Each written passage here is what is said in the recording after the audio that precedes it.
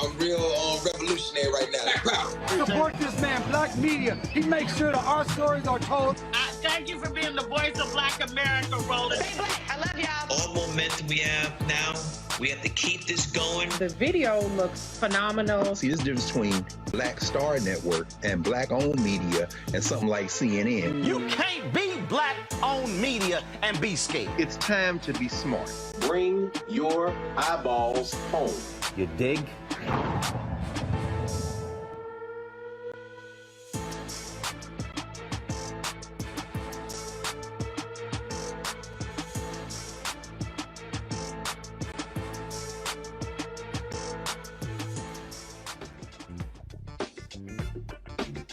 Today's Monday, May 16, 2022. Coming up on Roland Martin Unfiltered, streaming live on the Black Star Network. Tragedy in Buffalo. A white domestic terrorist drives more than 200 miles to Buffalo to target innocent Black folks shopping at a grocery store. Tonight, we will honor the 10 lives lost and break down the concept of the Great Replacement Theory, which the white gunman wrote about in his manifesto and which has been advanced by numerous conservative white Republicans. We'll also look at how he was able to purchase the AR-15 rifle, which he used even though he was under a mental evaluation last year for threatening to kill people at his high school graduation. We'll be joined by Houston Congressman Al Green to explain how mass shootings affect our economy. We'll also talk about the incident out of Texas where a white boy with a whip demands a Black girl come out of her home, but it's the white boy's father who ends up being arrested. Wait till you see this video. Number of people we'll be talking to today. Damon Hewitt from the Lawyers Committee for Civil Rights Under Law, anti-racist Tim Wise, and so many others, again, to discuss exactly what took place. And today, of course, the prosecutor in Buffalo held a news conference speaking about what their focus is going to be. And, of course, President Biden and First Lady Jill Biden will travel to Buffalo tomorrow. Folks, it is time to bring the funk on Roland Martin Unfiltered on the Black Star Network. Let's go. He's got it. Whatever the miss, he's on it. Whatever it is, he's got the scoop, the fact, the find. And when it breaks, he's right on time and it's rolling. Best believe he's knowing. Putting it down from sports to news to politics. With entertainment just for kicks, he's rolling. It's on go, roll, y'all. It's Roland Martin, yeah. Rolling with Roland now. He's funk, he's fresh, he's real, the best, you know he's Roland Martin now.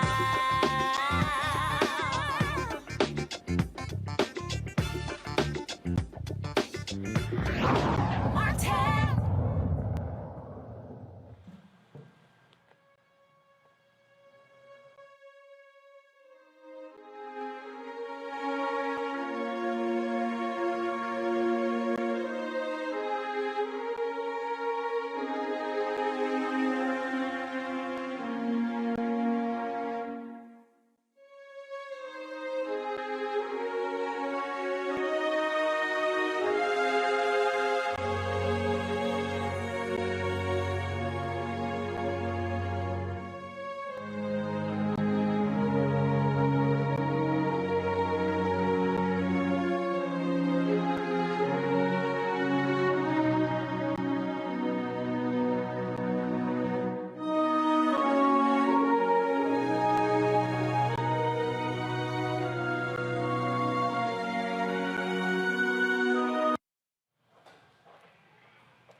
Ten people dead at the hands of a white domestic terrorist. Buffalo police say the man, Peyton Gendron of Conklin, New York, committed the heinous act of opening fire on defenseless shoppers at a grocery store in a predominantly Black community there in Buffalo. Folks, the shooting was live streamed by the shooter on the gaming platform Twitch. Before the shooting, Gendron released a 180-page manifesto detailing his plan. The shooting at a supermarket in Buffalo, New York, is the latest example of something that's been part of U.S. history since the beginning. racial violence against black people. So far, there have been more than 200 mass shootings this year. It was at that particular point where he got out of the vehicle and then began to fire upon folks there in the parking lot. It again was shocking and stunning when the news came out. You also, of course, had unsuspecting folks there. There was at one point where he was in the store, where he was shooting people, and he points a gun at a white shooter, excuse me, at a white grocer, and the person yells, and then you hear him saying, "Oh, sorry," and then begins to go shoot others. He literally says sorry when he points the gun at someone white. If you saw the AR-15 that he possessed, he literally had certain things written on the barrel of that particular gun. He had the N-word that was written on that particular gun, and this is the weapon here.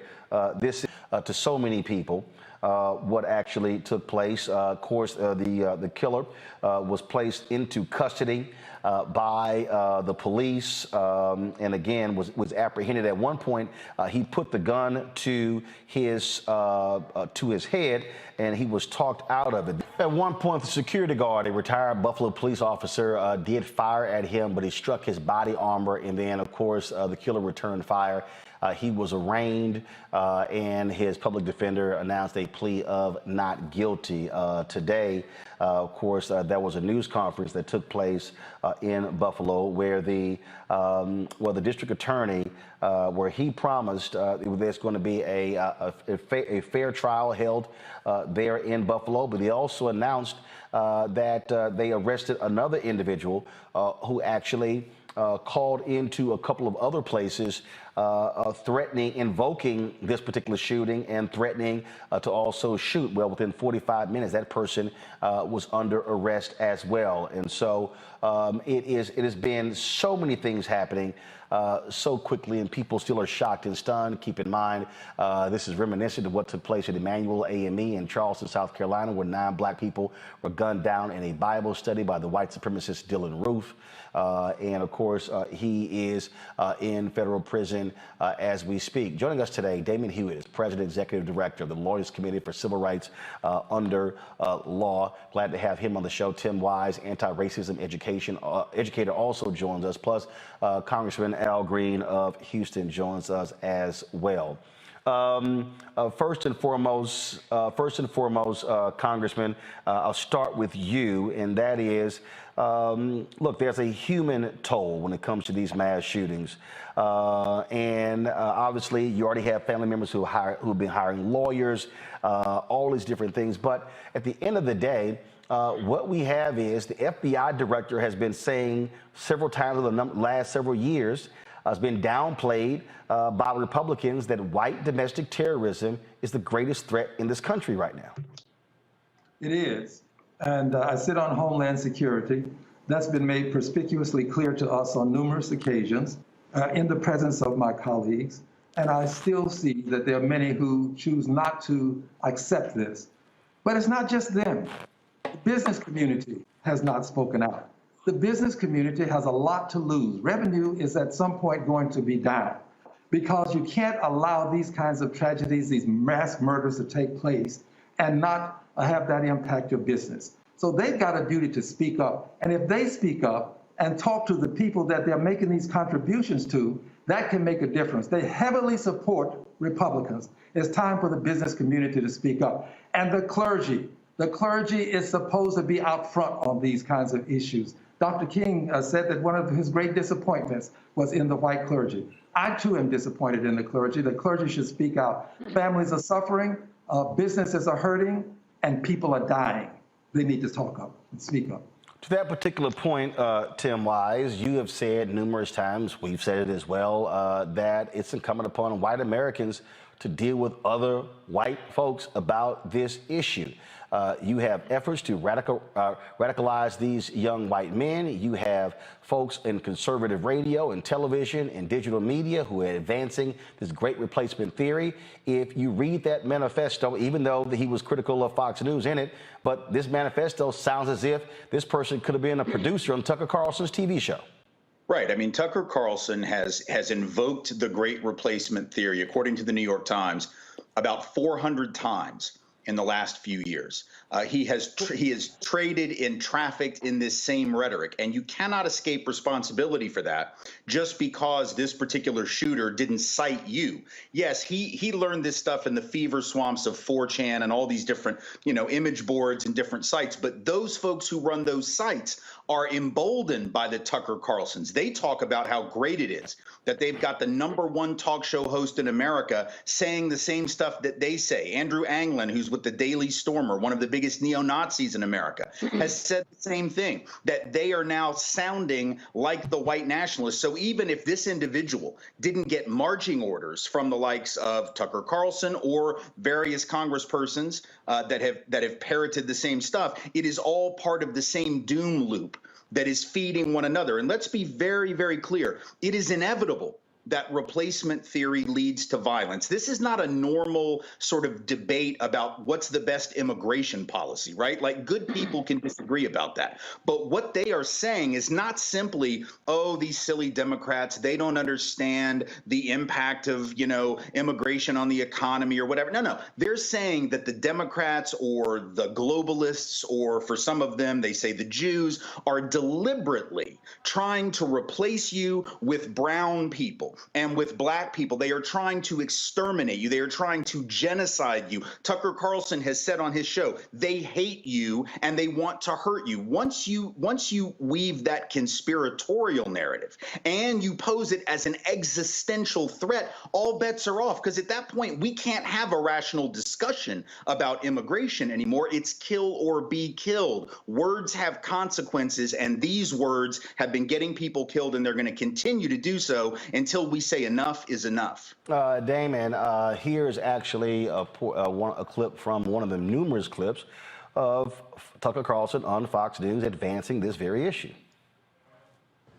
I'm laughing because this is one of about 10 stories that I know you've covered where the government shows preference to people who have shown absolute contempt for our customs, our laws, our system itself, and they're being treated better than American citizens. Now, I know that the left and all the little gatekeepers on Twitter become literally hysterical if you use the term replacement, if you suggest that the Democratic Party is trying to replace the current electorate, the voters now casting ballots, with new people, more obedient voters from the third world.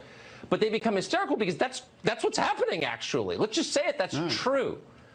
If this was happening in your house, if you were in 6th grade, for example, and without telling you, your parents adopted a bunch of new siblings and gave them brand new bikes and let them stay up later and help them with their homework and gave them twice the allowance that they gave you, you would say to your siblings, I think we're being replaced by kids that our parents love more. And it would be kind of hard to argue against you because look at the evidence. So this matters on a bunch of different levels, but on the most basic level, it's a voting rights question. In a democracy, one person equals one vote. If you change the population, you dilute the political power of the people who live there. So every time they import a new voter, I become disenfranchised as a current voter. So I don't understand why we don't understand this. I mean, everyone wants to make a racial issue out of it. Ooh, the white replacement theory. No. This is a voting rights question. I have less political power because they're importing a brand new electorate. Why should I sit back and take that? The power that I have as an American guaranteed at birth is one man, one vote, and they're diluting it. No, they're not allowed to do that. Why are we putting up with this? And not only that, Damon, you have Republicans in office, people like Representative Elise Stefanik, who actually have been running Facebook ads, actually speaking to the same issue.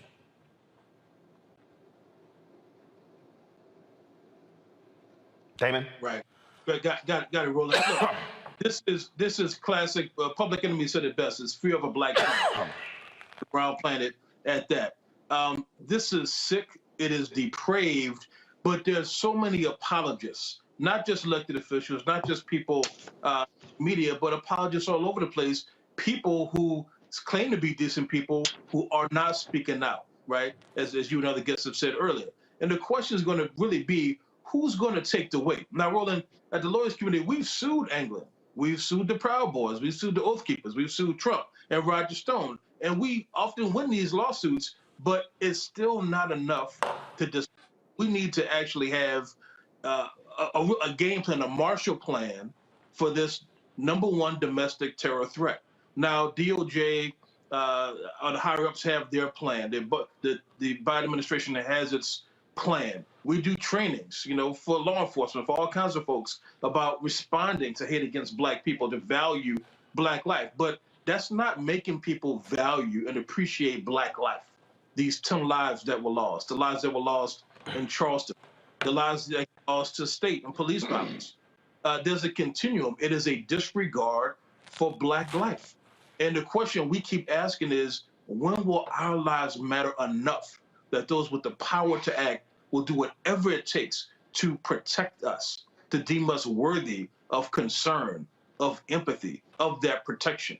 And we're sick and tired of it, sick and tired of it. And Congressman Green, this is where Democratic House leaders have to get even more aggressive. Look, you're in control right now.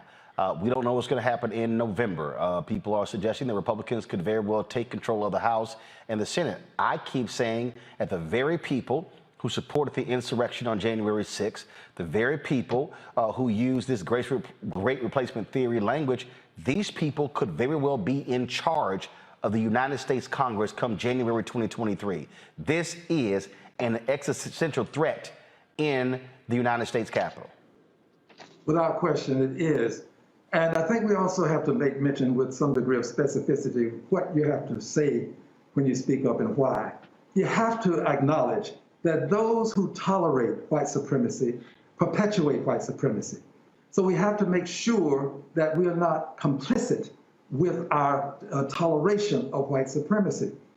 And also the Democrats. I'm a Democrat. I'm a liberated Democrat, unbought, unbossed, unafraid. I think that you cannot allow the Democratic Party to be perceived as the party that will expect your vote, but will not deliver what is promised.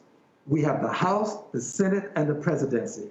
We have a duty, a responsibility, and an obligation to fulfill the promises that we've made because we are perceived to be in control. We cannot allow it to be said that one party will disrespect us by simply ignoring us, and the other one will take us for granted. For too long now, people have perceived the Democratic Party as taking Democrats of color for granted. We want your vote, we campaign for it, but we don't deliver. Democrats have been in power many times in this country. It's not the first time.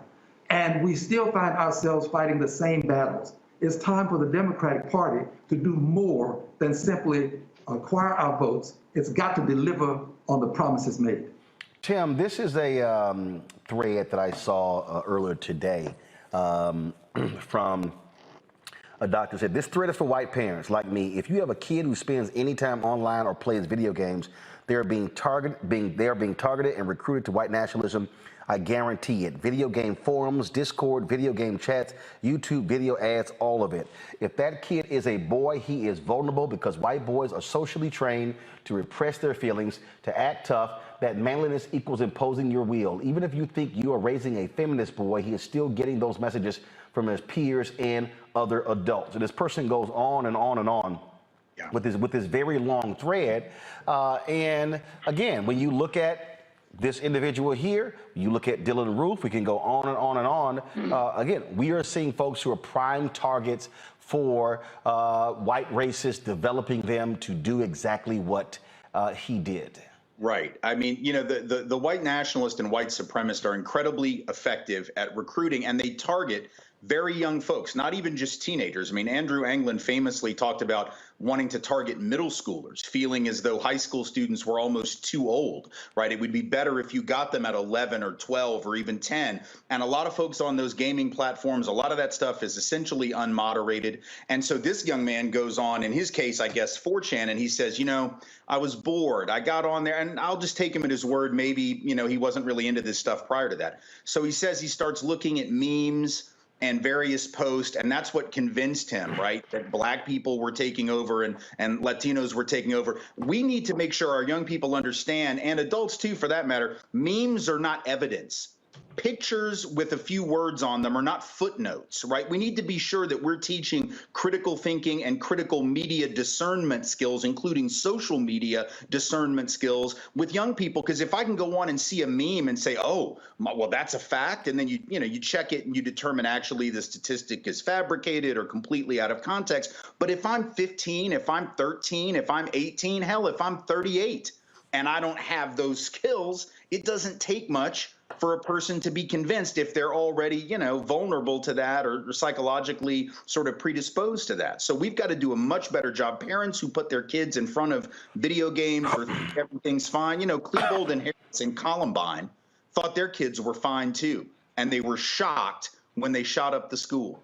And so, you know, every single time we hear the same thing, they were so quiet. Yeah, they were quiet. They were learning about white supremacy online. You don't have to talk when you're doing that. You just read, right? And so we've got to be clear that we have to be much more active at parenting, much more active at teaching. And this disproves very clearly the need to cut back on anti-racist education, as some folks are pushing. We need to be doing more of it to inoculate young people to this mess before they get into it. And that point right there, Damon, is critical because the attacks that we're seeing on critical race theory, the attacks on diversity, on equity and inclusion, it is all a part of what I lay out in my book, dropping in September, White Fear, that this is what this is about. This is an effort all across this country for people to say, you know what, the country is changing, okay, you know, in terms of what's going on, and oh my goodness, you know, we shouldn't be having these things because they want to remain in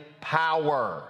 This is about not having to share power and resources with people that look like us. That's exactly right, Roland. This is what undergirds the culture wars that are making their presence felt with this replacement theory nonsense, with the attacks on voting rights and voter suppression. When it comes to even reproductive rights, the culture war is about grabbing power and otherizing anyone who is not in power or who is in that out group. And those people happen to look like me and you. And look, one other point I want to make is that what your guest said is right, Congressman Green and Tim Wise, and what point you made, this attack, live streamed, at least in part, it looks like one of those video games, right? If it wasn't so darn serious and sober and horrific, you'd think it was one of those video games, but it actually makes it more accessible, which is why I appreciate you for showing a limited clip, because when some of these folks watch the whole thing, they may not even get it. They may think, oh, this is sport. This is what we should be doing, hunting black folks, right? This stuff is scary, and it is being socialized, and we need all hands on deck to stop it. That means not just government, because this is not just a government issue. This is a cultural issue. That's a cultural problem, decades long in the making, generations in the making, right? And so we need big tech, big business, every platform to look inward and think, how do you actually want to show up in this country, in this world?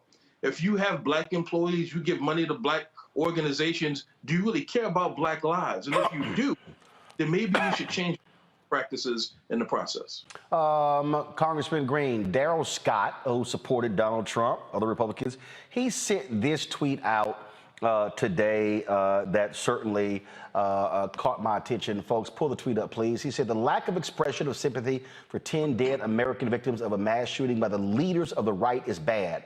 They expressed more sympathy for Kyle Rittenhouse, who killed 3 people, and Nicholas Salmon, who got stared at, than for the 10 dead innocents in Buffalo. That includes Republicans in Congress. It does, and it also includes some of the evangelicals. It includes persons who are associated with the Chamber of Commerce. The Chamber of Commerce has to speak out, and it has to say white supremacy is unacceptable. They've got to condemn it, and they have to be very clear about that, because until the business community speaks out loudly, those checks that they keep giving to my friends on the other side are influencing them. If the business community says no more, that can have an impact on those in Congress who are not as sensitive as they should be. And you're right, there are a good many people on the right who are just not as sensitive to the people who have died as they were to a person who did some of the killing in another incident. And some of these people also, I must add this, many of them, they see to a certain extent the persons who do this kind of thing as a part of their constituency. And as a result, they don't want to alienate constituents to the extent that they may not support them. There is a constituency in the Republican Party that it consists of persons who subscribe to this white supremacy ideology. It's been manifested in the comments that have been made. And they've got a duty to abandon that constituency. They've got to do it. And that right there, Tim Wise, is the key. These are their voters. Right. There's a reluctance to say something because these are their voters. Right. Donald Trump admitted as much internally. We've seen that now. A few of the people that have written tell-all books, have talked about how after Charlottesville, he wouldn't speak out. He said he couldn't condemn these people because these are my people. This was his terminology. These were people that he knew he needed. So even though the folks in Charlottesville murdered Heather Heyer, even though David Duke showed up in Charlottesville and said, we are here to fulfill the agenda of Donald Trump, at the end of the day, they could not distance themselves. The congressman knows full well that if he were to introduce a resolution tomorrow that said, it was very simple. It wouldn't name Tucker Carlson. It wouldn't have to name Donald Trump. It wouldn't have to name anybody. If it just said the resolution would say something to the effect of, we condemn white supremacy, we condemn the great replacement theory and those who peddle it. Very simple, without naming names. He knows, we all know, it would pass, but only because Democrats have control of those chambers. You know that the majority of Republicans would not, in fact, vote for that resolution. And it wouldn't pass at all if they take over in November. Not that that resolution would change anything or necessarily save any lives, but it says a lot, doesn't it? That they wouldn't even do that for fear of offending a significant portion of their base. 50%, according to a recent AP poll, 50% of Republicans openly acknowledge that they believe that there may be some type of plot to replace, sort of what Tucker Carlson calls legacy Americans. We know what that is, with newcomers. So you've got half the party basically endorsing replacement theory. You ain't gonna publicly condemn it. That's where we are in this country right now. Indeed. Tim Wise, I appreciate it. Thank you so very much for joining us. Congressman Al Green, we appreciate you joining us as well. Thanks, y'all. Damon Hewitt is going to stay with us. I'm going to bring in my other panelists here.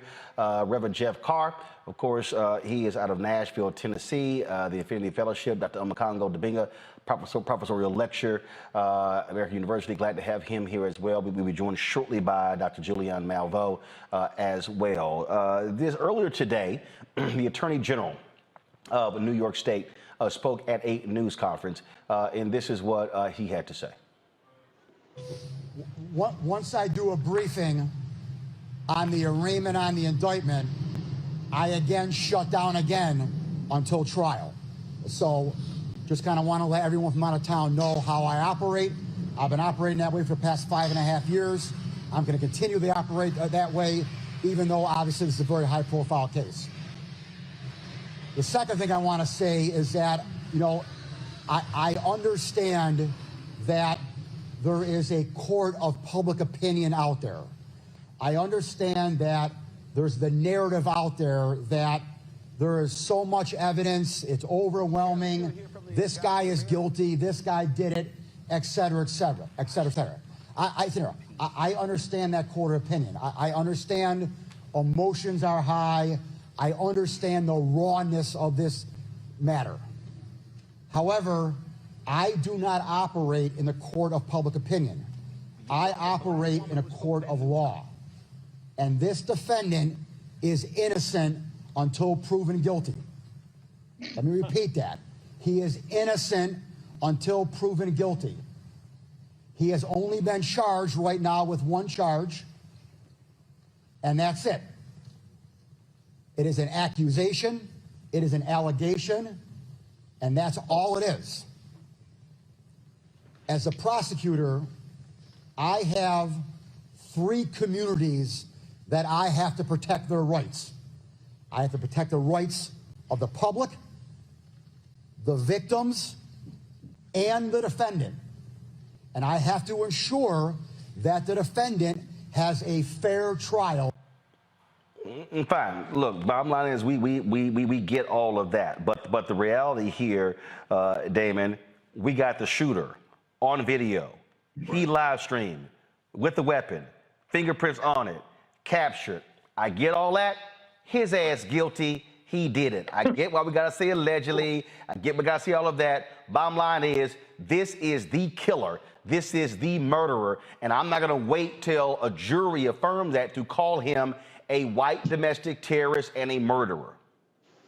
Well, look, you know, you heard the Department of Justice Attorney General come out and say this is being investigated in parallel. And Kristen Clark at the Civil Rights Division has been clear as well that this is being investigated as a racially motivated hate crime. Why can't the Attorney General say that of New York State? Now, there's certain things as a prosecutor you cannot say, right? Because you prejudge and prejudice the jury, what have you, jury pool. But some of what we heard, in fact, most of what we just heard is absolutely and totally unnecessary as a matter of law, as a matter of strategy, as a matter of morality. It did not need to be said, period, point blank. It's almost as if he's currying sympathy and empathy for this shooter. It's absolutely and totally unnecessary. Now, does that sound, any listeners, your audience out there, does that sound and look like somebody who is committed to justice for the black folks and the white folks who were attacked, killed, or shot, and their loved ones? It does not sound like that to me. Now, I'm not saying that they won't get a conviction on the highest charges especially, but my goodness, this is a time to instill confidence, support, concern, and empathy, not for the shooter or alleged shooter, but for the victims and the loved ones in the community and the people who have to look over their backs when you go to a grocery store, when you get stopped by the police, who are just going to vote, going to get groceries, riding the bus, riding the metro. Today, I sat next to Heather Heyer's mother, Susan Bro, and we were there at the University of Maryland College Park campus with the parents of First Lieutenant Richard W. Collins III, who was murdered on that campus by a white supremacist. He was a student from Bowie State visiting Maryland campus, was murdered by a white supremacist. Today, the university unveiled a memorial in his honor. It shouldn't have taken 5 years of effort to get there. It shouldn't have taken bloodshed on that campus. It shouldn't have taken the pain. And it took a black state's attorney, Aisha Braveboy, to prosecute that case and to secure a conviction against this killer. Now, I'm not saying that only black prosecutors can get the job done. I would never say that. But you have to be able to express empathy and concern for black victims, black people, for the black community. And I did not hear that whatsoever in those statements. And in fact, that was a woman who came up shortly thereafter, if y'all have that clip ready, and she spoke to that issue after the Attorney General spoke. Yeah. This is a community that is, without a doubt, in a lot of pain. People are hurting. But I want to commend law enforcement who are collectively working with the mayor and his team to do exactly what should happen, and that is make sure that justice prevails.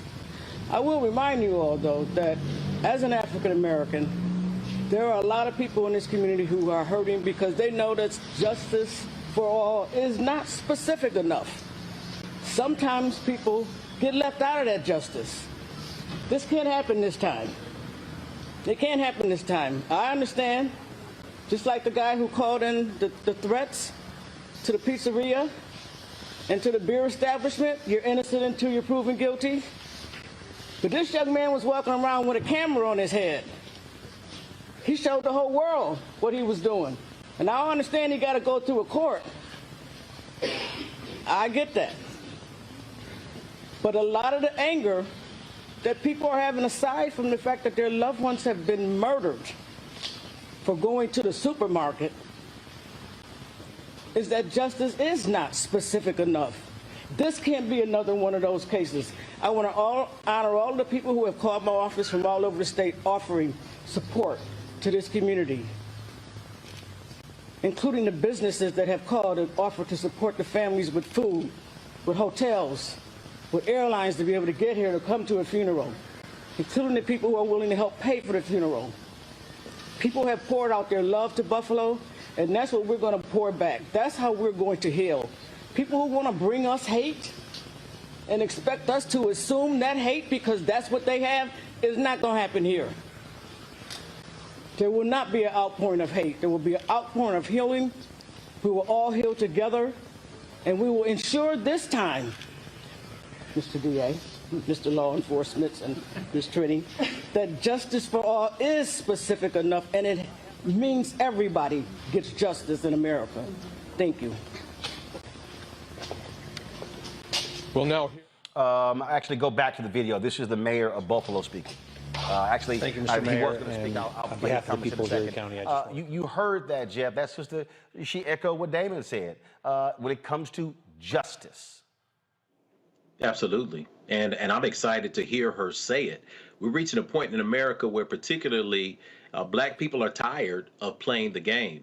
As Attorney Damon pointed out, as Attorney Hewitt pointed out, there's things that prosecutors have to say in order to make it seem as if they're fair. But then there are other times where you look at a situation like this, you look at a crisis like this, you look at an act of terrorism like this, and the best way to go forward is to just simply keep your mouth shut. You would have done less harm just by not saying anything. But to say that we're just going to work to make sure that we get justice, call it a day. Don't try to give us a caveat. Don't give us a back explanation, because it appears as if you're trying to speak in coded language and say that in some ways you empathize. We're hearing and seeing this play out in real time, and that's what's happening in America today. It's no longer having to find street cameras. It's no longer trying to track down eyewitnesses. We are seeing it happen in real time. This shooter knew exactly what he was doing. I've been to Buffalo once in my life, and it didn't take me long to realize that the east side of Maine, at that neighborhood where the Tops is not only a food desert, but it's where 85% of black people in Buffalo live. So for this cat to drive 2 hours, 3 hours, 4 hours to get to that specific location, to come in with body armor, to have a camera broadcasting live. 3 million plus people saw it on Twitch before it was taken down. It was captured and shared on many other platforms since. This is cold-blooded racist murder. And I'm so glad that now, anytime you stand up and try to act as if justice is completely blind, that there are now emerging people in the world who are going to say, pardon my French, bullshit. This sister has called him on that, and this is the beginning of a cacophony of people who will begin to call this out, and that's where we're moving toward, where you're not just going to be able to get by with the pass and set up a GoFundMe. We're going to sit and pray about it, and it's going to be over. People are ready to move forward and to make action that is tangible, that is going to bring about change, and everybody who has been through the hell that we have been through in this country is here for it. Julian, the woman who was there speaking, first of all, there were a number of people who spoke at that news conference, and then that was Assemblywoman Representative Crystal Peoples-Stokes who spoke there, and she is the majority leader of the New York State Assembly. When we talk about justice, I think about Charleston, Emmanuel AME, where it was not long afterwards. So many people, they were going right to forgiveness. And what's interesting here is you ain't hearing that right now. You're not good, because that was a huge refrain. Everybody thought, oh, forgive the shooter. And then American media just took off with that. Oh, I mean, oh my God, it's just the forgiveness. No.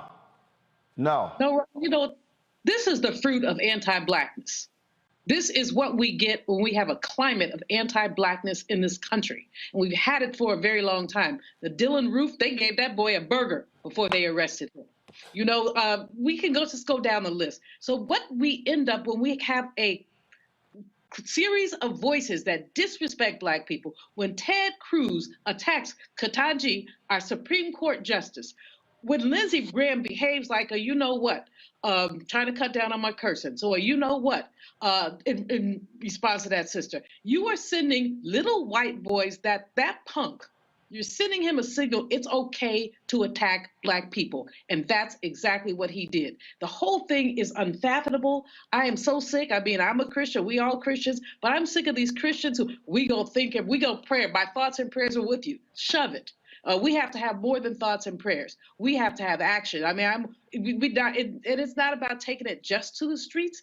It's really about, I hate to say it, but at some level, we have to define our justice. I did a radio program this morning and talked about this, and three brothers called immediately after I'd said some things, called to say, this is why I don't believe in gun control. We have to arm ourselves. We have to support ourselves. We have to protect ourselves. And while I'm not hoping that we turn into the wild, wild west, there is something to be said for that. When these irresponsible white boys, whose mamas and daddies have taught them to hate, who the internet and others have taught them to hate, when they running around with guns and bulletproof vests, this one brother came on, he had me cracking up. He said, next time they need to shoot at the head or the legs because they always have bulletproof vests. Again, I'm not advocating, I'm just saying.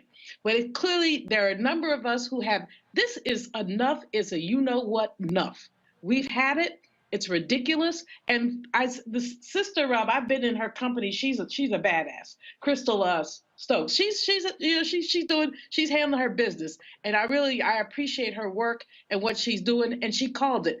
If you have somebody on video shooting 13 people, killing 10, mostly Black, why are we not calling out, white identity extremists? Remember about 3 years ago, there was this big old FBI memo, Black identity extremists. And, I wrote a piece and I got in trouble for it saying, well, I could be called one too, a Black identity extremist. I have a Black identity. I'm extreme about white hate.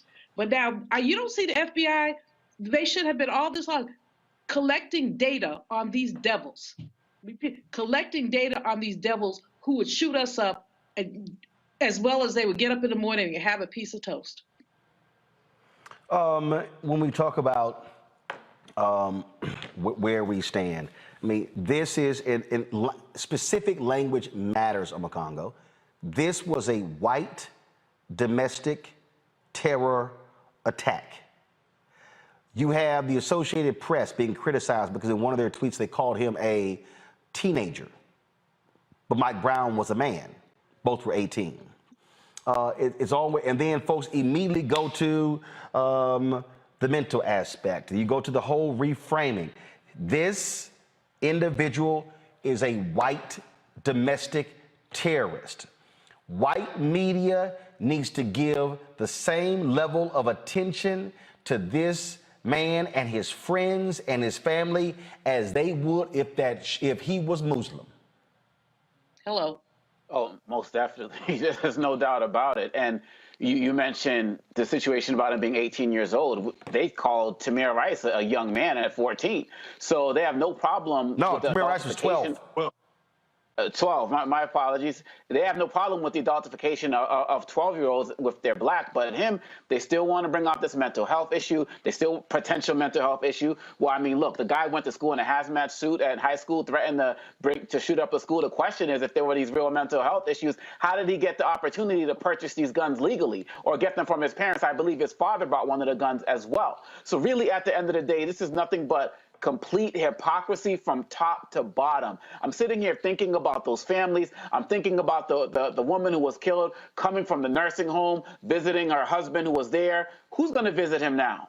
I'm thinking about the sister who was 32 years old, who moved up to there to take care of her brother, who I believe who had leukemia. Who's going to take care of him now? Our community is being destroyed by people like this, who are being fueled by people who are also racist and identity extremists, like a Tucker Carlson, because really at the the end of the day, I'm hoping that these companies like Toyota that we talked about a while ago about donating to these organizations, these sponsors of these TV shows are all paying attention, because we got to start coming for them in harder numbers in terms of how we call them out. And we also have to remember that when it comes to this guy was not a lone wolf, as people want to call him, because he had all of white, racist, supremacist America behind him. He had all of these Congress people behind him that Representative Al Green talked about. They were behind him as well. And really, at the end of the day, when it comes down to it, America is dealing with a tale of two theories right now, because these Republicans and these conservatives, they're fighting to ban, quote unquote, critical race theory in school. But because of these bans,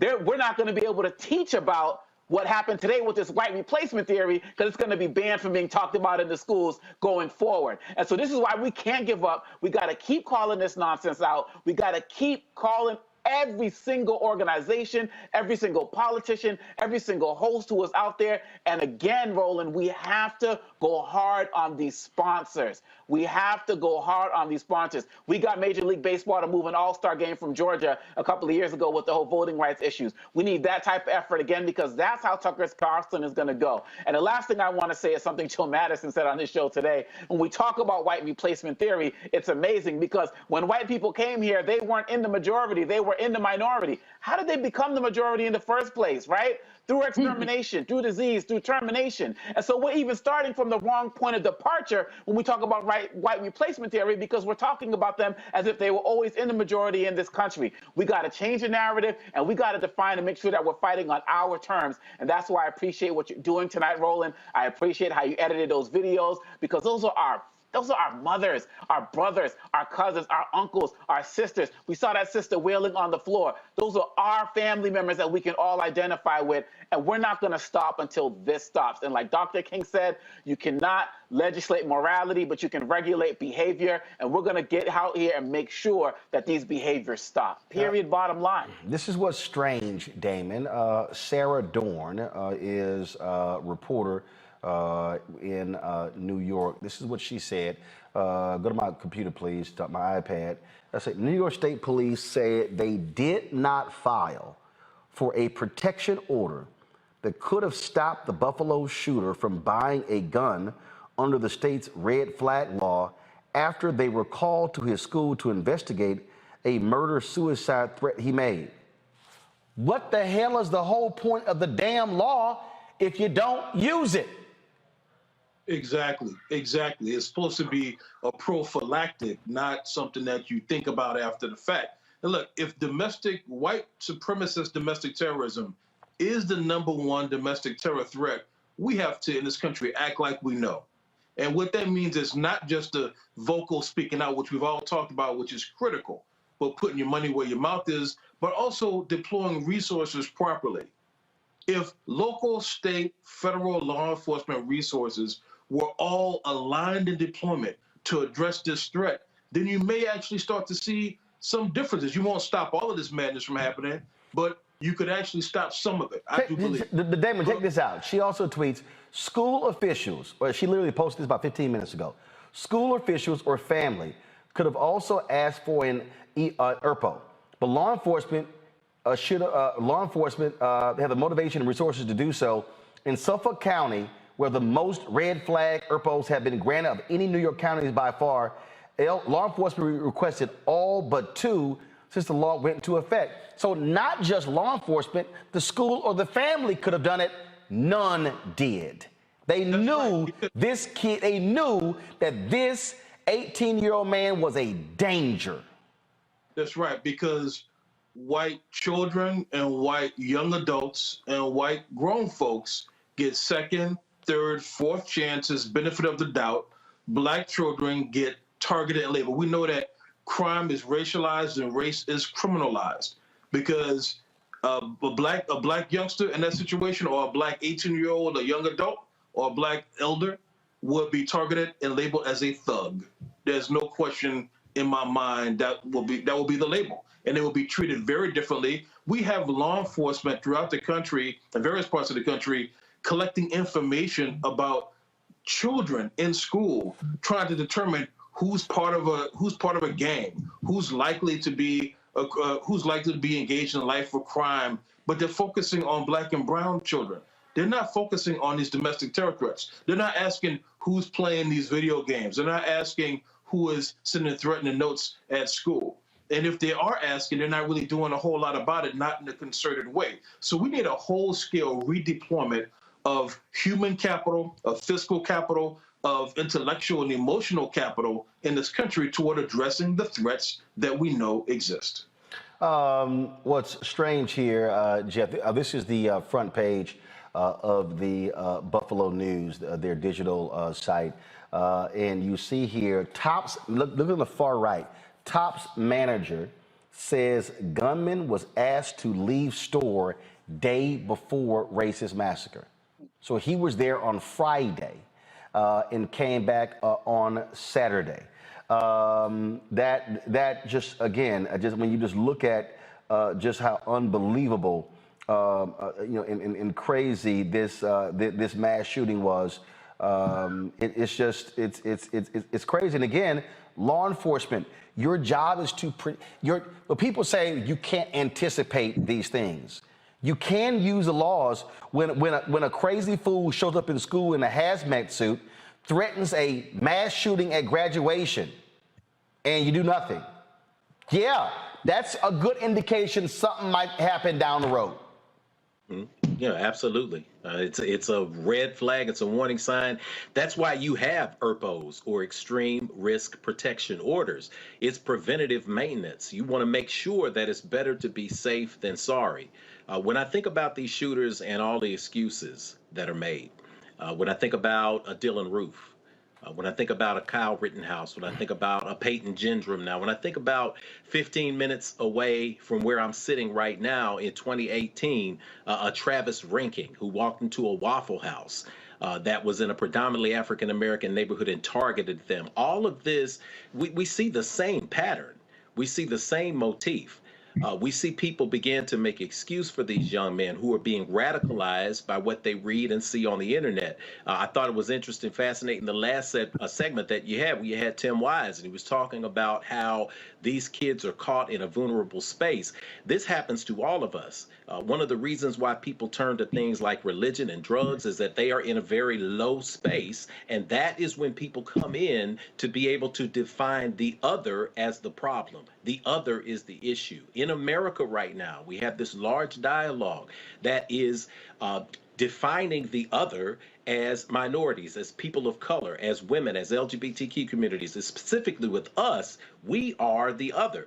And it's as if this belief in this great replacement theory has any substantial place in reality. You hear me talk all the time, and I said there's a difference between belief and knowing, and belief is what exists in absence of provable fact. We have young people who don't have to follow logic. They don't have to follow the law because they believe in white supremacy. They believe that domestic terrorism is a way for them to remain relevant. And they believe that there is some kind of plot, the plot coming internationally from people who in the United States are disenfranchised and do not control the legal or the governmental system. Somehow we've been able to create this plot to kill the people who established America as a white supremacist culture. It makes absolutely no sense, but to a true believer, to a person who will believe in what the Republican Party is continuing to fuel, to what the conservative right and white supremacists are continuing to fuel, it makes complete sense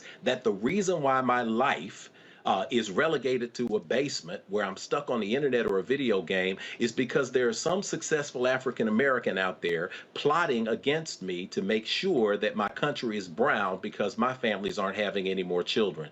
We are caught in this fantasy of insanity. And that's why we have to begin to now take charge of these conversations, define what our communities need. And we have to, frankly, one of the things that we frankly have to do, we talked about it on this show, aside from moving the release date of White Fear up a couple of months so we can understand what's really going on, we have to lose our addictions, Roland.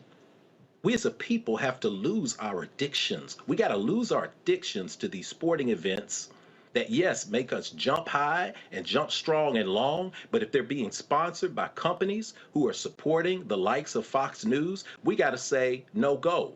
We got to stop the musical festivals, the music, the alcohol, the spaces that I say are good for us to relieve pain, to get a chance to relax. I say all fun, we got to have fun with work, but we've got to lose our addiction and ask ourselves, are we willing right now to come together as individuals, as families, as communities, as a nation, and say, if you support white domestic terrorism in any shape, form, or fashion, that I don't care if you bring in an all-star lineup, we are going to cut our addiction and we're going to bleed you dry until you decide that it's more important for us to have a just society than it is to ride our backs and to continue to put us at the bottom and benefit from our pain. It's 4 o'clock.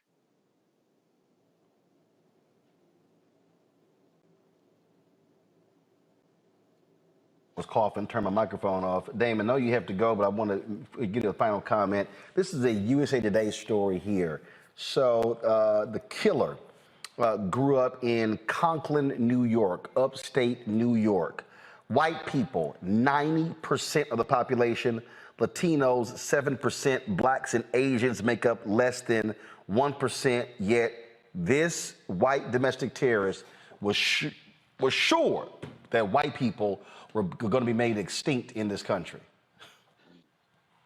It is unbelievable, and it just shows the logical fallacy, the irrational nature of this fear, of this so-called theory. It is completely trumped up. Governor Hochul in New York said it best, that, to paraphrase her at least, that when he went to this top supermarket in this community, it was the blackest area for hours around. He had to go hunt, literally, for black folks because he couldn't find enough to target where he is. Does that sound like replacement? Absolutely not. Completely fallacious, completely false, and to deadly consequence. People have to be held accountable. Anyone espousing this theory, anyone who is apologizing for people who do, anyone who hesitates to hold accountable those who do, those people themselves need to be the focus of all of our scrutiny and all of our might. Indeed. Damon Hewitt, Lawrence Committee for Civil Rights under law. We certainly appreciate you joining us. Thank you so very much. Thank you, bro. All right, folks, got to go to a break. We come back. We'll talk more about the tragic shooting in Buffalo. 10 people killed on Saturday. That city still trying to recover from this shocking and stunning incident. We'll have more next right here on Roland Martin Unfiltered on the Black Star Network. Back in a moment. I'm Deborah Owens, America's Wealth Coach and host of Get Wealthy. Let me hit you with a few numbers. African Americans spend 9 times the amount on ethnic beauty products and yet only own 1% of the beauty supply stores. It's an $18 billion industry. On the next Get Wealthy, you're going to learn and hear from a woman who's turning this obstacle into an opportunity. We literally take you from A to Z on all of the things step by step you need to have in place to open and run a very successful beauty supply store. That's right here with me, Deborah Owens, host of Get Wealthy, only on Black Star Network. Pull up a chair, take your seat. The Black Tape with me, Dr. Greg Carr, here on the Black Star Network. Every week, we'll take a deeper dive into the world we're living in. Join the conversation only on the Black Star Network. Next on A Balanced Life with me, Dr. Jackie, summertime when the living is easy, or is it? Summer vacations, class reunions, kids in summer camp, all fun, but stressful. You need to get into a summer mindset and have a plan. Oh yes, our panel gives us their favorite summer planning hacks. On the next A Balanced Life with Dr. Jackie here at Black Star Network.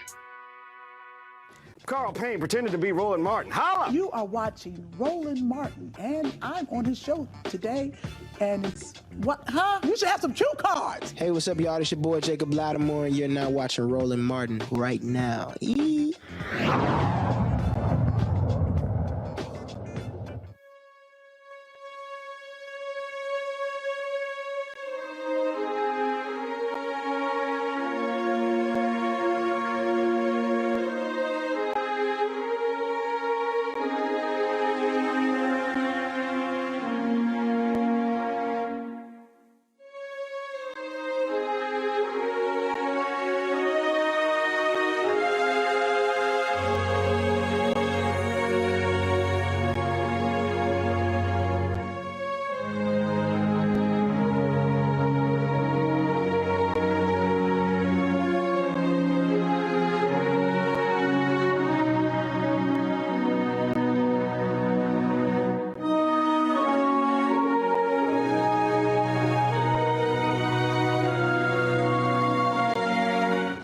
gunman, armed with weapons of war and hate-filled soul, shot and killed 10 innocent people in cold blood at a grocery store on Saturday afternoon.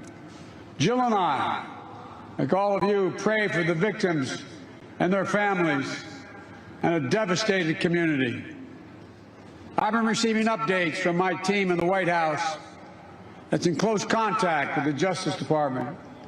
We're still gathering the facts, but already the Justice Department has stated publicly that it is investigating the matter as a hate crime, racially motivated act of white supremacy and violent extremism. As they do, we must all work together to address the hate that remains a stain on the soul of America. The hearts are heavy once again, but a resolve must never ever waver. We expect so much from our law enforcement officers today. This is a different world we're in. Just in the last several years, it's so much more complicated. The job is complicated. Yet we expect so much more of all of you. So many of you are literally and figuratively get caught in the crossfire. You're not trained psychologists. You're law enforcement officers. We expect you to be everything. We expect everything of you. Being a cop today is a heck of a lot harder than it's ever been. That was President Joe Biden speaking yesterday at the National Peace Officers Memorial event taking place here in Washington, D.C. The White House announced yesterday that he and First Lady Jill Biden will be traveling tomorrow to Buffalo, New York. Earlier today, the mayor, Byron Brown, the mayor of Buffalo, Byron Brown, and the police chief, they spoke at the same news conference as the Attorney General and the Assembly Majority Leader. Here's what they had to say. I want to thank the members of the media for joining us. We're going to have an extended press briefing this afternoon. As we begin this new week, our community continues to grieve and heal. We are a strong community. We are rallying around one another, and we will continue to move forward as a strong City of Buffalo, County of Erie, and Western New York region. Late today, we have been made aware of many social media posts going around with possible threats. I want to be clear. Buffalo Police and our partnering law enforcement agencies standing here are investigating these social media posts and will prosecute if necessary. And I want to emphasize arrests have already been made, and you'll be hearing more about those. I'm now going to turn things over to Buffalo Police Commissioner Joseph Gramaglia. Thank you, Mayor. So, as I said before, this is a very long investigation. It's going to continue to be a very lengthy investigation. The scene is still being processed. Search warrants have been obtained and executed, and they will still be obtained. There's a lot of digital footprint, electronics that we'll have to go through. So that process is ongoing. Information has also come as a result of some of this investigation that the individual was here a few months ago, back in early March. So as I said, there's a lot of material to go through, so that we have confirmed now that it appears that individual was here back a couple of months ago in early March. So at this point, like I said, it's going to be a lengthy investigation. Things will change, information will change as we become aware of that.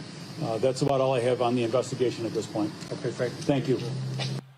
All right, folks. Joining us right now is Alex Barrios, Director of the Advocacy for Gun Violence Prevention, the Center for American Progress. We continue to be joined by Jeff Carr, Makongo Dabinga, and Dr. Julian Malvo. Glad to have you with us, Alex. We have to deal with the reality of gun laws. Again, whenever these things happen, frankly, we're sick and tired of hearing thoughts and prayers from Republicans who do nothing about this. These are people who are advancing this. They don't care about AR-15s. They want people to be armed left and right. But let's understand here, the security guard who was shot and killed, he was armed. He fired at this gunman. So this whole idea that, oh, if we just arm everybody, it's going to avert these sort of mass shootings is not the case. In fact, there were 4 mass shootings this weekend. So thank you.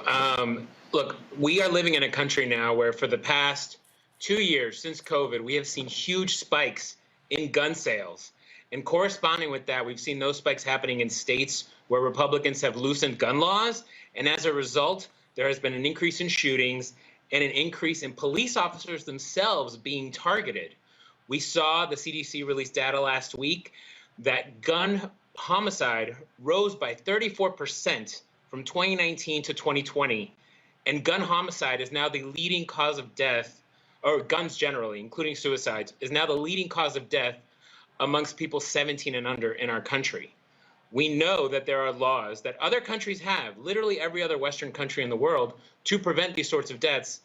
But our country, our government, especially the Senate, beholden to special interests, and a Republican Party that is simply uninterested in doing anything, are keeping us back from actually protecting all the people in this country from this violence.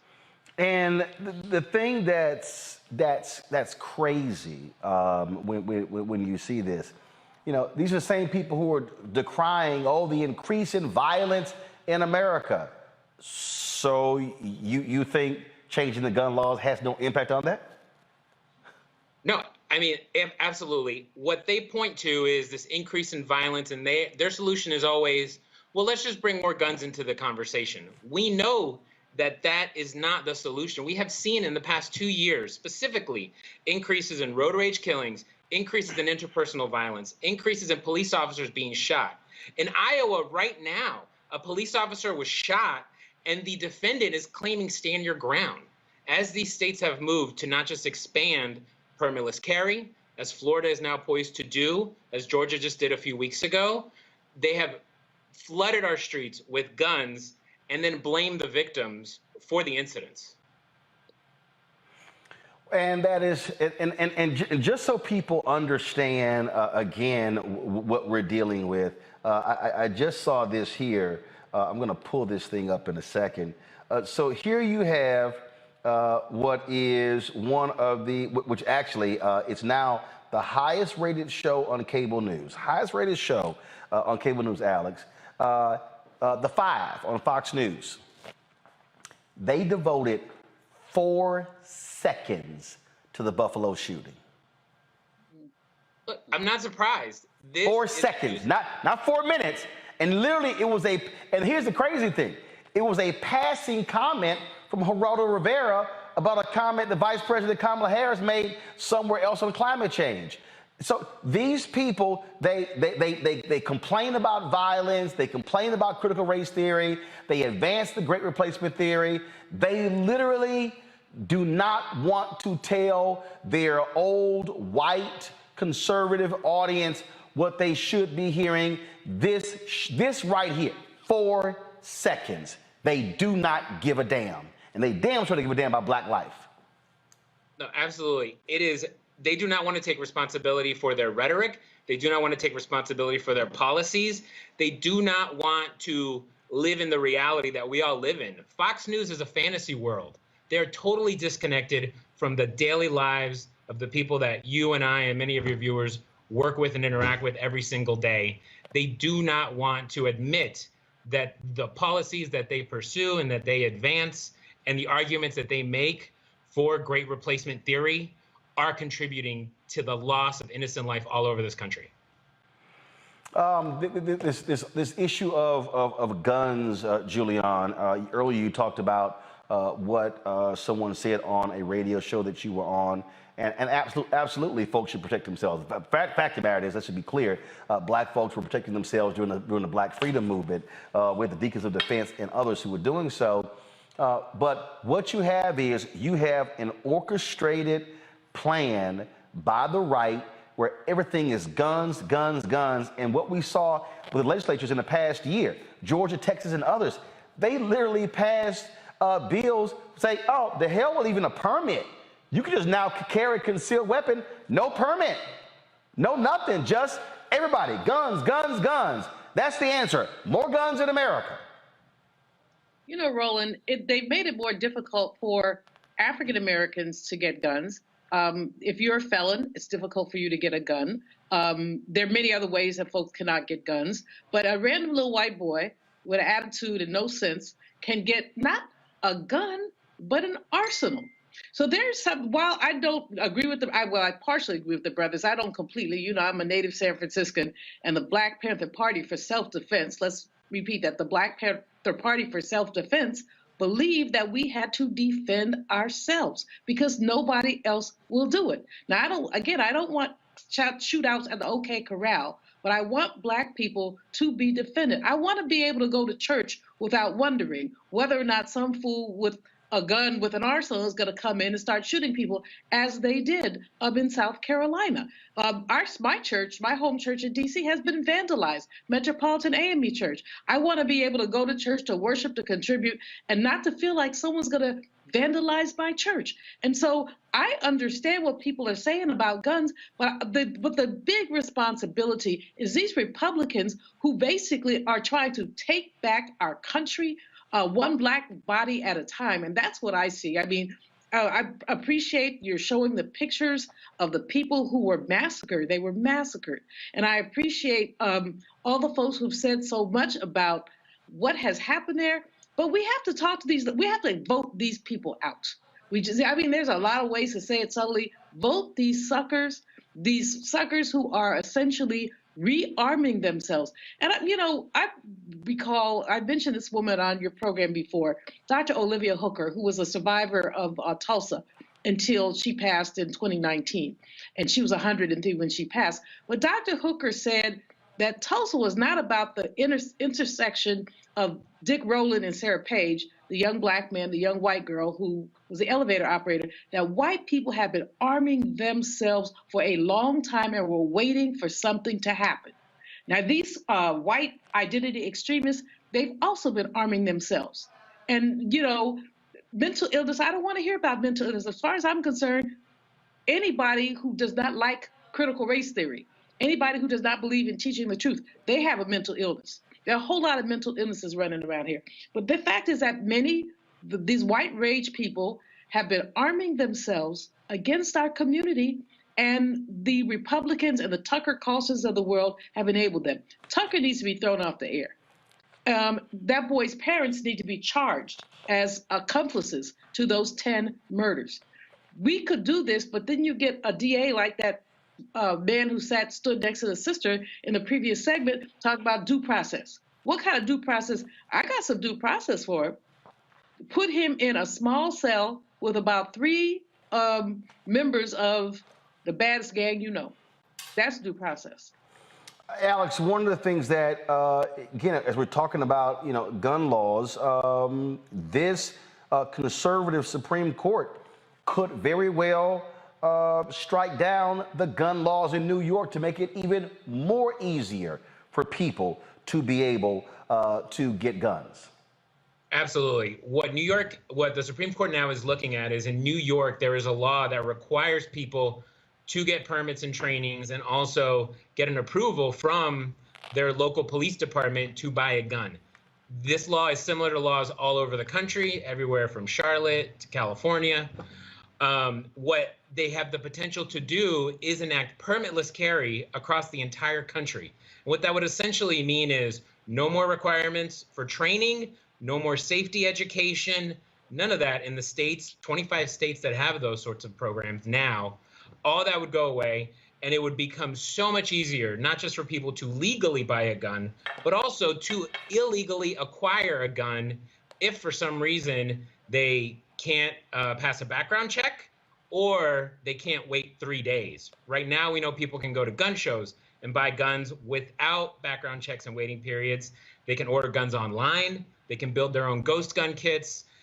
And what the Supreme Court is potentially doing is creating a situation where a country that already has 400 million guns in our streets could very rapidly end up with 500, 600, 700 million guns and no opportunity to stop it.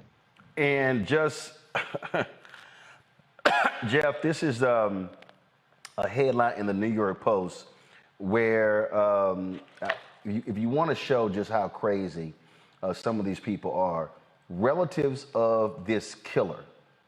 This is, go to my, this, I can't even believe these people would even say this, but relatives of the killer actually are trying to suggest that COVID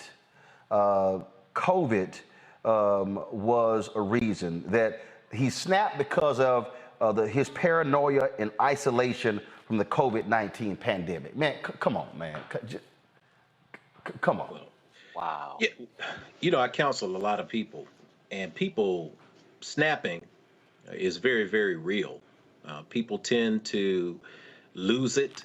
I've been in family situations, I've been in corporate situations, I've been in church situations of all faiths.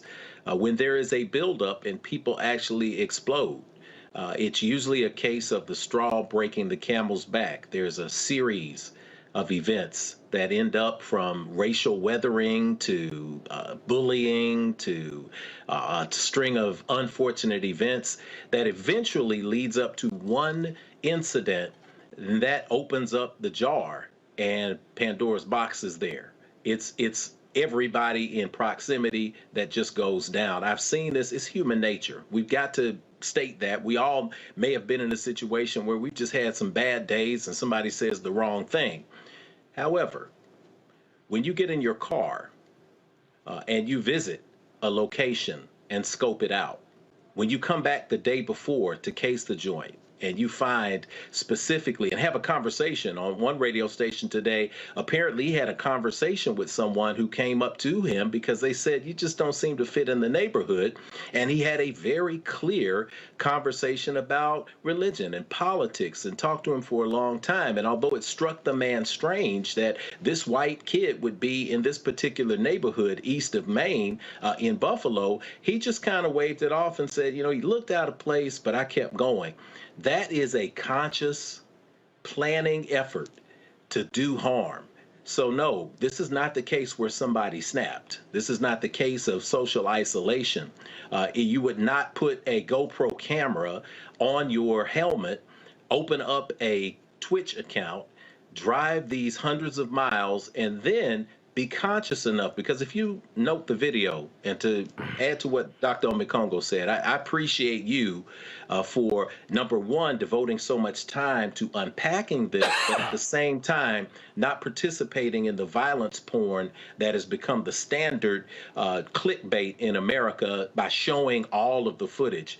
But we were wise enough, Roland, to show us a very salient moment, a very lucid moment, where he was pointing this racial epithet-laden barrel of this massive weapon of destruction, individual destruction. He was pointing it around and discovered the white employee on the floor. And he was about to shoot him, and he said, I don't remember exactly the language, I'm sorry, or oh, my bad, whatever it may have been. He was conscious enough to not shoot one of his perceived brothers, but to then go on the hunt to find other people. That's not a case of snapping. It's not a case of emotional breakdown. It is cold, calculated murder, and we have to address it as such. It is on tape. We have the entire tape. We have the entire manifesto. We have the entire story of him coming to school in a hazmat suit and making threats. So this is very clear. We have to now begin to address the issues that Alex has brought up with the hundreds of millions of guns that are in America today, and find ways, while we have this window, to pass the legislation that we need to pass to make sure that there is some fairness and some equity, and we can at least put a dent in some of this violence. So, Alex, if you've got a conservative Supreme Court that, frankly, will side on with folks when it comes to guns, if you've got these Republicans who don't care, you've got even though you got a weakened NRA, I mean, what do we do? You simply you don't have. It's not like you've got gun-loving Joe Manchin and Kristen Sinema willing to break the filibuster. And so at the end of the day, the way this is going, we're going to see more and more lax gun laws in this country, and I mean more and more guns flooding the streets. No, and it is a very, very frightening and frustrating moment that we are in right now. But we have to remember the Supreme Court, as it is currently constituted, is not forever. Clarence Thomas is 73, Alito is 72. These people will retire, and we will be able to replace them. In the meantime, with regards to the specific case that they're dealing with now, that will only affect state legislative laws. The federal government will still be able to ban assault weapons, will still be able to expand universal background checks for every gun sale, and the ATF, with a permanent director, will be able to crack down on illegal gun sales, on dealers, on internet sellers that are violating the laws that we already have on the books. Right now, the most important thing you can do is contact your senator and make sure that they confirm an ATF director who will have a hearing in the next few weeks, and work with your local advocates who are working to lobby the Biden administration on new executive actions, because we do have an opportunity to expand background checks. We do have opportunities to keep guns out of the hands of domestic abusers. We know for a fact most of these mass shooters have histories of domestic violence. This shooter in Buffalo himself published, besides the 180-page manifesto, a private diary of over 500 pages that includes histories of animal torture, suicidal ideation, all sorts of warning signs that were ignored. Most importantly, if you're a parent out there who is concerned, talk to your children. Look for the signs. Someone who is extremely online, who is going down the rabbit hole on websites like 8chan, who is talking to gamers, who is being radicalized by this organic movement that is happening online that is extreme, and make sure that they are avoiding it. The fact is, this young man was radicalized in 2020 while on COVID, as his parents refused to see the signs. He was under investigation by the FBI for threatening a school shooting, and they still allowed him to sell all his personal belongings to buy tactical gear and weapons. Parents have to step up to protect their children, and as a country, we have to step up and fight with this administration and with the Senate to make sure that our people are protected and these guns are taken off our streets and out of our homes. Alex Barrio, I certainly appreciate it. Thank you so very much. Yep. You know, we're going to, it's just, I said earlier, Julian, Makongo and Jeff, that just forget this whole idea. I'm not interested in forgiving. What we need to understand is that white Americans in this country, I didn't say all, but you got a significant percentage on the Republican side.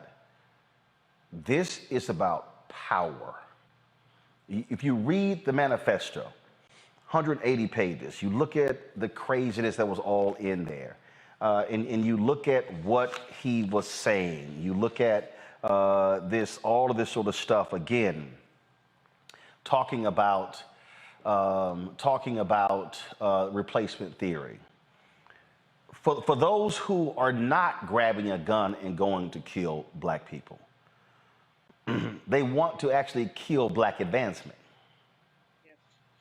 I got some tweets a little bit earlier, some text messages a little bit earlier.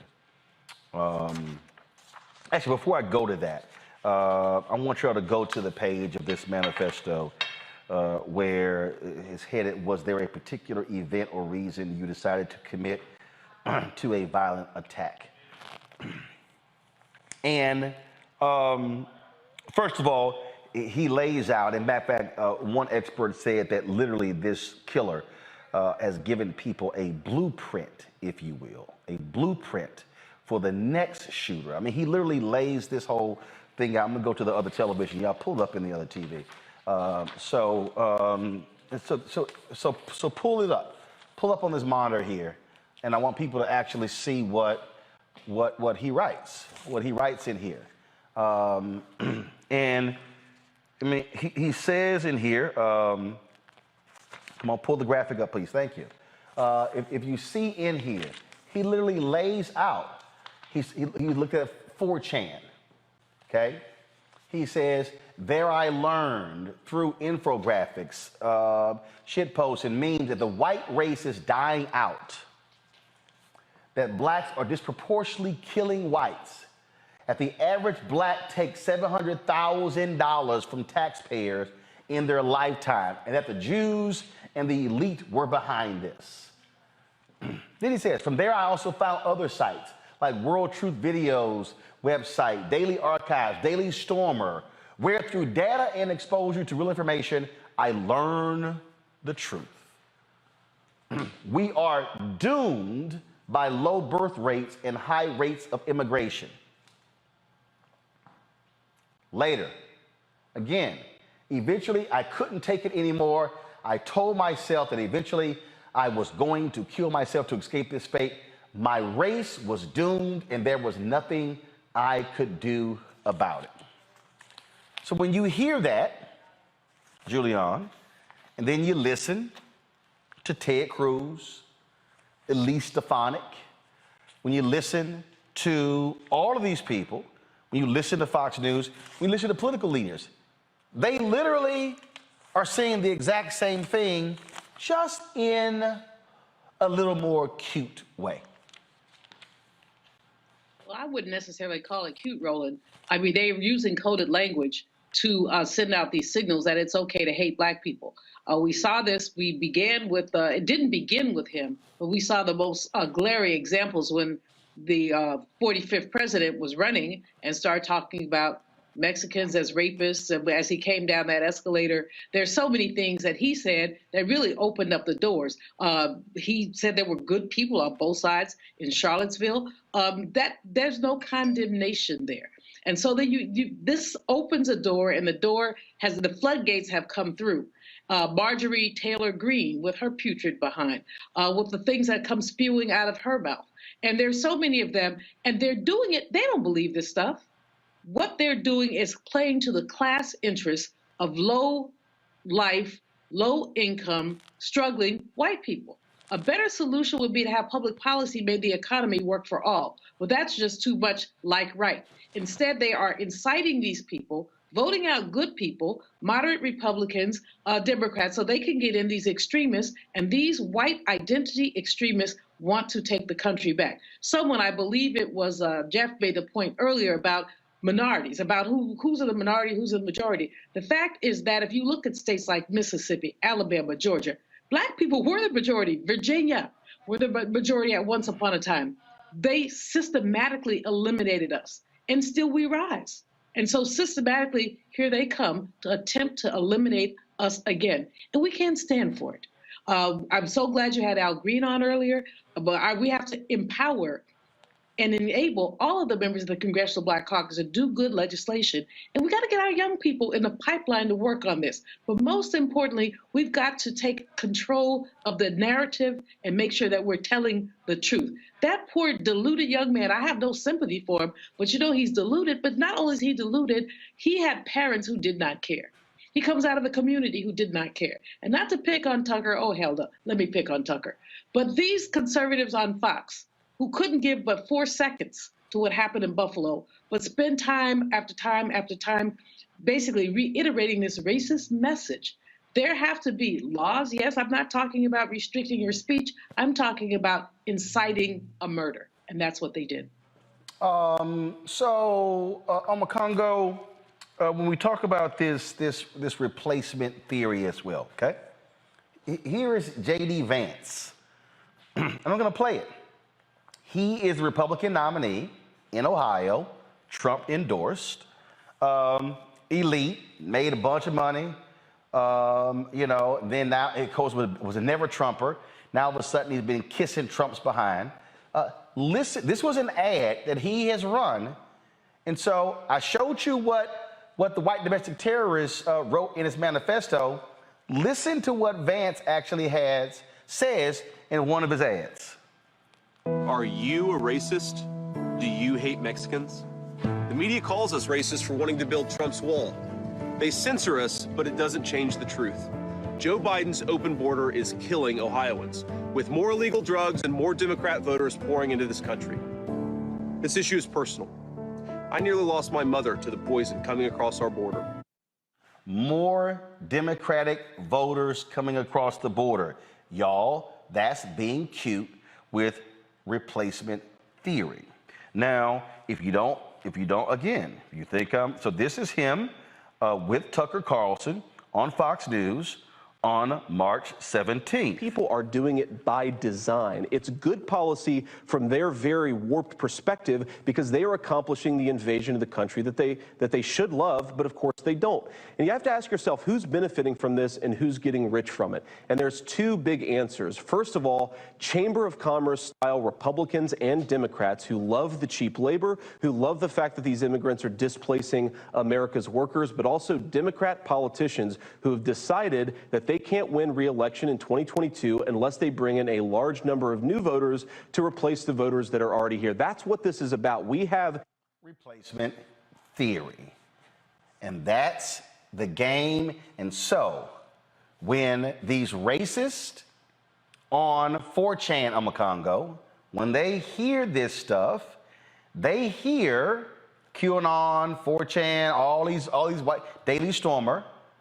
That's why I use the word cute. So all of a sudden, it's like, well, hold up. A U.S. Senate candidate from Ohio? Yep. Tucker? Yep. Laura Ingraham? Yep. All these Donald Trump people? Yep. And so they just take it to a whole different level. That's what we are experiencing. And they literally are weaponizing this. And this white domestic terrorist is one of their stormtroopers who they're sending out. Yeah, stormtrooper is such an accurate term. And quite honestly, this is why I said in our earlier segment that he did not act alone. He is working in tandem with these guys as a foot soldier getting out and doing this work. And that is why the November election of 2022 is more important than the 2024 election, because it's really going to show the direction that America really wants to go in. And as Tim Wise and others tonight have been calling on more white, quote unquote, liberal media outlets to step up and more white politicians to step up, we have to understand that we've been here before. I'm going to read something that Dr. King wrote. He said, as a nation, Negro and white trembled with outrage at police brutality in the South. Police misconduct in the North was rationalized, tolerated, and usually denied. Leaders in the northern and western states welcomed me to their cities and showered praise on the heroism of Southern Negroes. Yet when the issues were joined concerning local conditions, only the language was polite, the rejection was firm and unequivocal. And that speaks to the white electorate going into the election in November. Because people will talk about this is sad, go out and have a little bit of prayers and this and that. But when it comes down to it, who are they going to vote for? Donald Trump got more votes in 2020 than he did in 2016. That means that there are still people out there who will sympathize with him and people like him and J.D. Vance. And you mentioned the manifesto. And we know that all of these guys had manifestos. The Pittsburgh shooter of the Jewish synagogue was talking about we have to stop this invasion. Dylan Roof was talking about these black men are taking our women. But conveniently, the majority of the women, people he killed at that church were women. But anyway, I digress. This is what they do. They all have a plan that they follow. And this is the time right now. There is no middle ground. Silence is compliance. You are either part of the solution and part of the problem. We need to get out there and vote the people in office who are going to fight the NRA, who are going to fight J.D. Vance, who are going to fight Eli Stepanek. All of these guys, and I know it was said that these guys don't really mean it, but I do believe that they mean it. I do believe that they say racist things because they are racist. Period, bottom line. And they want to see us gone. And it's not just because they're getting some contributions here and there. They have been given the opportunity to express all of their arrogance and ignorance and racism, and they are not going to stop until we stop them with our vote. And before that, the economic boycott and pressures that need to be put on these corporations, because this white supremacist, white replacement theory is real. And the scary thing about this one, Roland Martin, and Reverend Al Sharpton talked about this earlier today, is that it's not that he targeted a political rally or, a Black Lives Matter protest. This is a grocery store. And it really shows that no place is safe. Yep. And you never know who is coming for you. It could happen at any moment. Let's take action before any of us are next. Yep. Jeff, I said earlier that experts say that what this white domestic terrorist has done is lay out a blueprint. This is literally, he put in the manifesto a map. He put a map how he was going to go through the store and shoot and kill. Says, I first shoot the security guard and kill him by shooting through the front doors of the glass. His most common areas are located in orange. He goes, I shoot all black people twice in the chest if possible. I turn left to the cash registers and open fire on the expected crowd of people at the cash registers. According to user reviews, the store is notorious for being slow. Some will run away along the aisles. I make sure I never stop firing. I shoot all, and this is the key, because he actually did this. Yes. I shoot all downed blacks twice in the head, making my way to the register and aisles again, and back to the deli and back to the entrance. I should be leaving at about 4:04.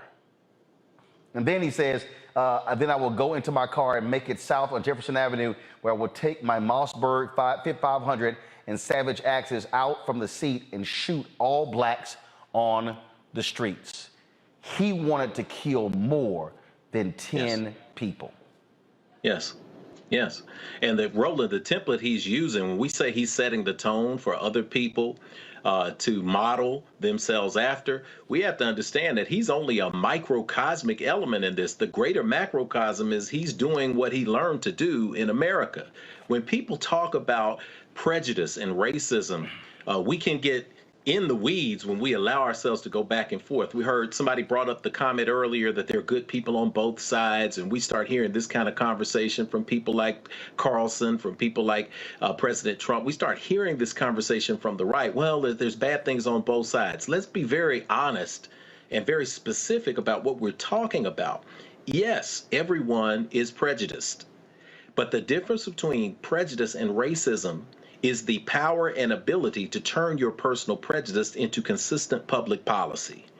So what we're seeing is the systemic energy that is reinforcing this racism. We know, if we study neuropsychology and neurophysiology, that the human brain is formed in terms of your subconscious by the experiences that you have from 0 to about 7 years old. That's how you frame out who you are. When we hear people talking about these parents have to do a better job, these parents have to pay more attention, these parents are doing exactly the job they're supposed to do. They are paying attention because the child absorbs the mentality of the parent. We are not taught to hate. We are not taught to weaponize ourselves. We are not taught that naturally. Someone has to guide us in that direction. If that guidance is deliberate, if it's specific, and we're sitting in a chair being taught how to read, write, and enact racist and white supremacist thoughts and actions, that's one way. Leaving them alone to the internet to find new and creative ways to reinforce what we've seen and what they've seen in their family, that's another way. We are at a crossroads in this country. And as a spiritual leader, I literally have to try to see the divine in everyone. So the concept of the Sanskrit word namaste, the divine in me recognizes the divine in you. In the Baptist church, we used to say the Jesus in me loves the Jesus in you, and we are taught to do that. In this case, you have to struggle to find the divine in people who are continuing to not only enact these horrific acts of hatred and violence, but to ignore them, to support them, to explain them away, to reinforce them, which makes you as guilty as the person who pulled the trigger. I tried to find something good in J.D. Vance. The only thing I could find about J.D. Vance, and not saying anything personally or negative about him, is that his eyeliner is on fleek, but his message is the same. His message is the same hateful next. So I want to say to this, and I'm going to say this because we brought this up on this show before. I'm going to give a challenge to my lighter-skinned white brothers and sisters out there in the world, particularly to my so-called progressives. I often call them faux-gressives. And the reason why I call them faux-gressives is when we're talking about the inner city, in places like Nashville and in places like New York and other places where we're seeing ourselves being disempowered politically, it's not the white Republican conservatives who are moving into our neighborhoods and gentrifying our homes. It's not them who are pushing us out to the margins of any given city. It's the progressive, so-called progressive whites who come in, they take grandmama's house, and then the next thing they do is, once the neighborhood is 90% white, they put Black Lives Matter signs in the front yard. My message to that population of people who could be a very powerful political force to tip the scale is to grow a pair. We need you to grow a pair. This last weekend, I was in rural Tennessee, East Tennessee, doing a wedding. All you see is MAGA signs along the highways, but you see something else. You see infrastructure. Hundreds of millions of dollars in Tennessee, in a red state, have been pushed toward infrastructure in rural communities to give them broadband. What do they do with broadband? They get on the internet to specific websites that reinforce their mentalities. What did they do with infrastructure? They built more homes. They built more infrastructure that blocks us out of rural America. Listen, if you're a white progressive who wants to tip the scale and you're in a state that is tipping red because power is being shifted to rural communities, grow a pair. Stop moving into neighborhoods and gentrifying them. Move your behind to the country where you can influence elections and then destroy the gerrymandering plan that has been happening for the last 30 years coming out of the Republican Party. If you really want to be an ally, make it so that people like black women in Georgia and other states and South Carolina and North Carolina do not have to keep showing up to quote unquote save democracy. You have an opportunity to put yourself in the belly of the beast, and this is where the resources and the time and the energy comes from if you really want to help us make a change that is going to systemically bring us together in fairness and equity. I'm going to go to a break reading this particular tweet by Cliff Albright. I think it is certainly appropriate when you think about what he says and what those people actually endured. Let me pull it up here. This is what he says. He says, I keep thinking about how 6 of the victims were age 62 plus. They had lived through church bombings in the 60s and Selma's Bloody Sunday. Some lived through the murder of Emmett Till and other lynchings. They lived long enough to see a black president in an anti-lynching bill a century late. And these, of course, are the names and the ages of those who were gunned down this weekend as Black Voters Matters pays tribute to them. Folks, we'll be right back on Roland Martin Unfiltered and the Black Star Network.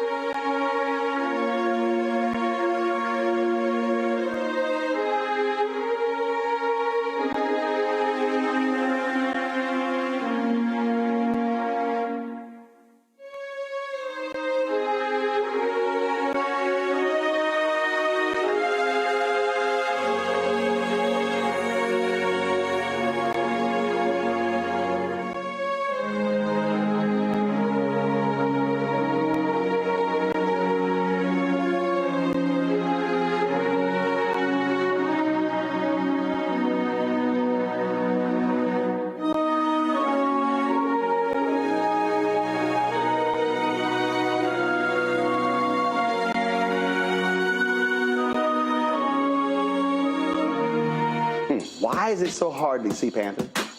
What deal? I mean, if you go to Amazon, I think I tried. So I have a collection of that's a hard movie. They charge you $300 on Amazon. I was like, I'm not about to pay no $400 for a VHS copy. Right. What's the deal? Man, it is interesting, Roland. It is the movie they don't want you to see. Power to the people. It's funny. I made New Jack City. You can get it anywhere. Posse, you can see it anywhere.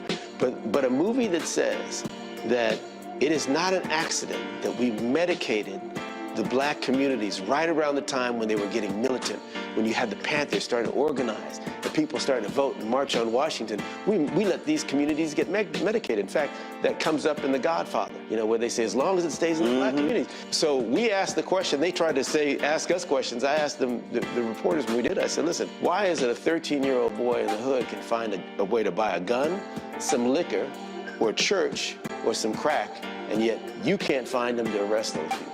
You can't arrest that dealer. Why is that?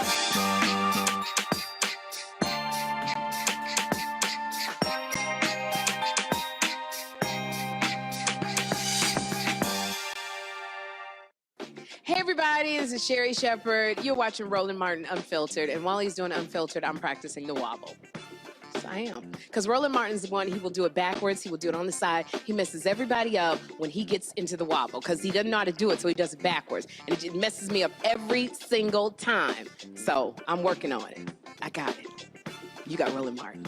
Hi, my name is LaToya Luckett, and you're watching Roland Martin Unfiltered. What's going on, everybody? It's your boy Mac Wiles, and you are watching Roland Martin Unfiltered. What's up, y'all? It's Ryan Destiny, and you're watching Roland Martin Unfiltered. What up, Lana Well, and you are watching Roland Martin Unfiltered.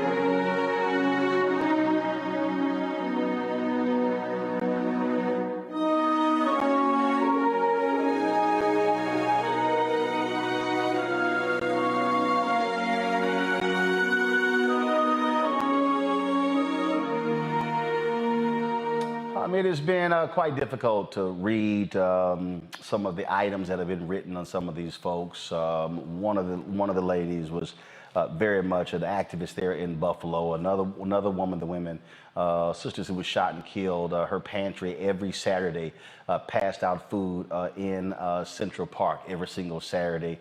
There were people who were church deacons, and we can go on and on and on. I mean, these are just regular, ordinary black folks who are going about their business. One mom sent her daughter to the store to get some items to make strawberry shortcake. She never made it home. She found out about her daughter being killed on Facebook. Already, the families have been hiring attorneys to represent them. Attorney Ben Crump has been hired by one of the families. This is him speaking at a news conference today in Buffalo. My mom got up that morning and she went up to High Point, up to the nursing home, to care for the love of her life. My father, 68 years they're married. He's in that nursing home for the last 8 years, and every day she went there to care for him, to make sure that he had a quality of life, to do what nobody else could do for him. She did that. When she didn't feel like it, she did it. And she didn't feel like it on this past day either. But she did it anyway. She left there to get groceries on the way home. And she encountered this evil, hateful. She didn't deserve that. She didn't deserve that. Nobody deserves that. How can we just sit here? You guys are out here covering this. What are we going to do to change it? How do we hold people accountable if you don't help us? We're thankful that you're here. But it's just not some story to drive the news cycle. This is our mother. This is our lives. We need help. We're asking you to help us. Help us change this. This can't keep happening. I can go on and on. I can go on and on talking about my mother. How she loved us. What she did for us. How we're gonna miss her. We have no answers. What do we tell our father? We don't even know, he doesn't know. What do we tell him? How do we tell him the love of his life, his primary caretaker, the person who kept him alive for the last 8 years? How do we tell her that she's gone? Not just that she's gone, but she's gone at the hands of a white supremacist, of a terrorist, of an evil person who's allowed to live among us and keep perpetuating this madness. How do we tell him that? What do we do to treat him in a manner consistent with what he's used to going forward without her? None of us can take her place. That's what we're left with. That was former Buffalo Fire Commissioner Garnell Whitfield speaking at the news conference today that Attorney Ben Crump held with a number of family members. Attorney Crump will be joining us tomorrow on Roland Martin Unfiltered. And folks, let me know the status of when the mayor of Buffalo is going to be joining us as well. As I said earlier, President Joe Biden is going to be speaking tomorrow. The White House has already sent out an email. I saw it a little bit earlier. I believe he is going to be giving remarks around, let's see here.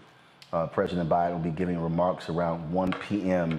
Omakongo, what does this president need to say tomorrow to the nation? The president needs to talk about the direct actions he is going to take. He talked, and your other guest, Mr. Barrio, talked about it earlier. He said that there's a whole other list of executive actions that President Biden can engage in. He needs to do that effective immediately. I don't know why they haven't been done. I mean, he's done some things on ghost guns and all of that, but he needs to talk about the actions he is going to take. And I'm glad you gave us a little bit of seconds between that last, the brother who spoke and coming to us, because it was too much, man. I think one of the other men who was killed was getting some groceries from movie night, you know, with his, which my family does every Saturday night. And, you know, President Biden, yes, he's a consoler in chief, and yes, he's going to show some compassion. But like the brother said, what's supposed to happen now?